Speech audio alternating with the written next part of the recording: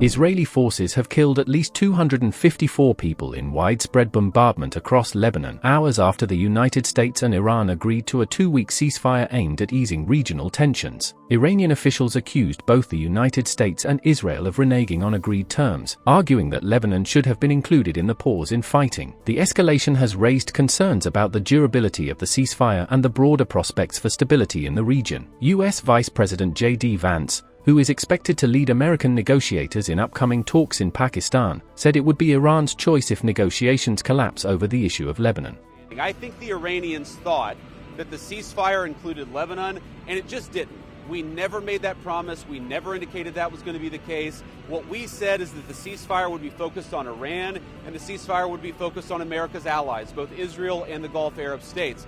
Now, that said, the Israelis, as I understand it, again, I'm supposed to get a fuller report when I get on the plane, have actually offered to be, frankly, to check themselves a little bit in Lebanon because they want to make sure that our negotiation is successful. Meanwhile, Iran's Navy announced alternative maritime routes through the Strait of Hormuz, warning ships to avoid the main navigation zone due to risks posed by sea mines. Authorities issued detailed instructions for safer entry and exit routes through the strategic waterway as part of ceasefire-related safety measures. In Gaza, Israeli forces killed Al Jazeera journalist Mohammed Wisher in a drone strike, according to reports. At the same time, Hezbollah said it launched rockets toward Israel, describing the attack as a response to what it called Israel's violation of the US-Iran truce. The Lebanese group stated that it targeted the Israeli kibbutz of Manara near the Lebanon border with a rocket barrage, a day after declaring it had the right to respond to deadly Israeli strikes across Lebanon. International condemnation followed the attacks. Kuwait denounced Israeli airstrikes as a flagrant violation of international law,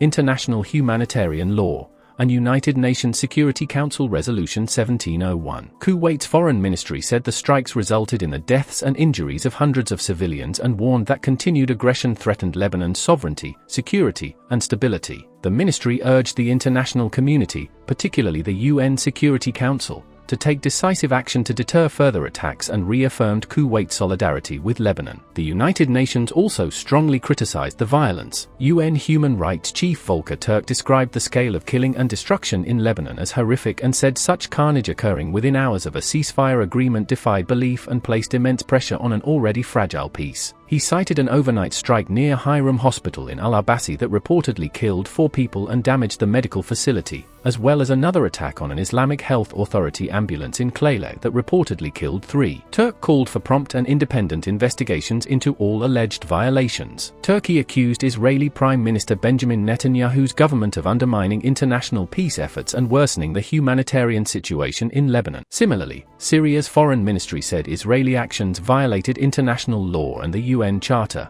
calling for an immediate ceasefire and full implementation of relevant UN Security Council resolutions to protect civilians and respect Lebanon's sovereignty. According to reports, the Israeli military struck around 100 targets across Lebanon within 10 minutes during one wave of attacks, contributing to the high casualty toll. Inside Israel, criticism of the war has intensified. Former Knesset member Einbar Bezik questioned what Israel had gained after weeks of conflict, saying key war objectives had not been achieved. Former Foreign Affairs and Defense Committee head Ram Ben Barak described the conflict as a failure by Netanyahu and claimed Israel's foreign and security policy was effectively being directed by the United States. International relations professor Yossi Shane also argued that Israel had emerged geopolitically weaker from the conflict. Separately, tensions extended into broader geopolitical discussions. NATO Secretary General Mark Rutte said US President Donald Trump was clearly disappointed with several NATO allies following closed-door talks at the White House. Rutte described their discussion as frank and open while acknowledging Trump's criticism of the alliance. Violence also continued in the occupied West Bank, where Israeli forces injured a 15-year-old Palestinian boy during a raid on the Arub refugee camp near Hebron.